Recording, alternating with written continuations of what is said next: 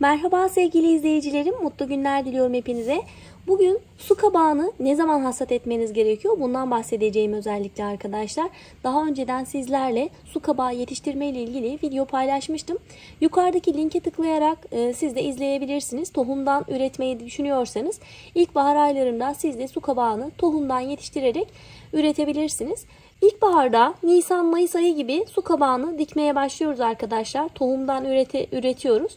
Daha sonra büyüyorlar. Büyüme aşamasında yaz aylarında bol bol su gerektiriyor. Adı üstünde su kabağı zaten.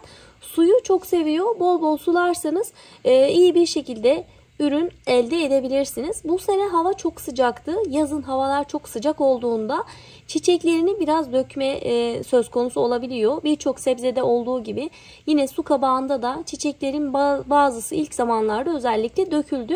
Sulamayı ne kadar iyi yapsak da havalar çok sıcak olduğunda maalesef çiçeklerde dökülmeler söz konusu olabiliyor arkadaşlar. Bu videoyu özellikle çekmemin nedeni su kabağını çok erkenden hasat edenler var. Su kabağının belli zamanı var arkadaşlar. Büyüdüğünde yeterli olgunluğa ulaştığını düşünemezsiniz. Bunların cinsleri var. Büyük cinsi de var, küçük cinsi de var. Mesela bu küçük cinsi olduğu için küçük kalabiliyor ama büyük cinsi de olsa büyüdüğünde bu olgunlaştığı anlamına gelmez arkadaşlar. Su kabağının olgunlaştığını nasıl anlayacaksınız? Bakın şöyle göstereyim. Aradaki renk farkından görebilirsiniz. Su kabağını erkenden hasat etmemek gerekiyor. Su kabağını Ekim-Kasım ayı gibi hasat etmeye başlıyoruz arkadaşlar. Gördüğünüz gibi bakın bu şekilde yeşilse bu olgunlaşmadığı anlamına geliyor. Böyle yeşilken su kabağını topladığınızda bunlar çürür maalesef. O yüzden zamanını beklemeniz gerekiyor. Ekim-Kasım ayı gibi bakın böyle tamamen beyazlaşacak. Ondan sonra toplayacaksınız. Tabii toplama işlemi bittikten sonra da bunun iyice kuruması gerekiyor.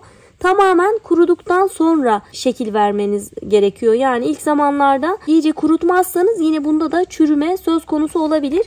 Ama tabii ki böyle yaş halde topladığınızda daha tam olgunluğa erişmediği için maalesef bunda çürüme oranı çok daha yüksek olacaktır. O yüzden erkenden hasat etmeyin arkadaşlar. Aynı zamanda çok erken hasat ettiğinizde de yine bu dış kabuğu çok ince oluyor. Şöyle dokunduğunuzda bile hemen çatlayabiliyor. Yani boyamayı bile düşünseniz, herhangi bir işlem yapmayı düşünmeden bile kullanamayabilirsiniz. Kabuğu çok ince olduğu için maalesef işlevini, özelliğini kaybediyor. Ama bu şekilde iyice beyazladıktan sonra toplarsanız ve kurutma işlemini iyi yaparsanız hiçbir şey olmaz. Yıllarca bu bozulmaz. Bir de tabii ki tohum alma işlemi de çok önemli.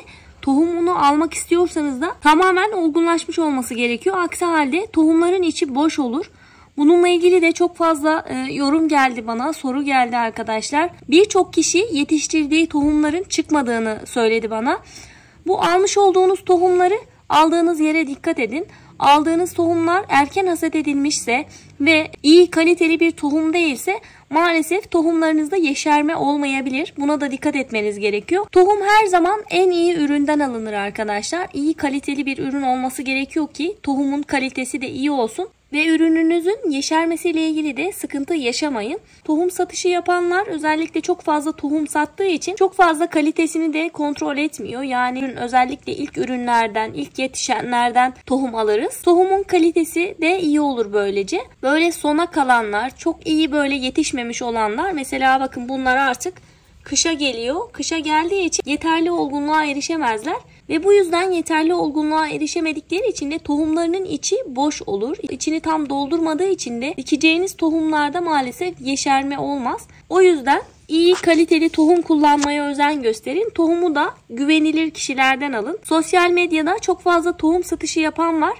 Ama tabii ki güvenmediğiniz kimseden tohum almanızı tavsiye etmiyorum arkadaşlar. Ben tohum satışı yapmıyorum. Ürün satışı da çok fazla yapmıyorum ama hani ihtiyacı olan, yine tohum bulamayan, sıkıntı yaşayan olursa yardımcı olmaya çalışırım. Siz de kabak yetiştirmeyi düşünüyorsanız bu videodan faydalanabilirsiniz. Bugünkü videonun da sonuna geldik arkadaşlar. Beril'in Hünerleri YouTube kanalımda başka bir videoda görüşmek üzere. Hoşçakalın.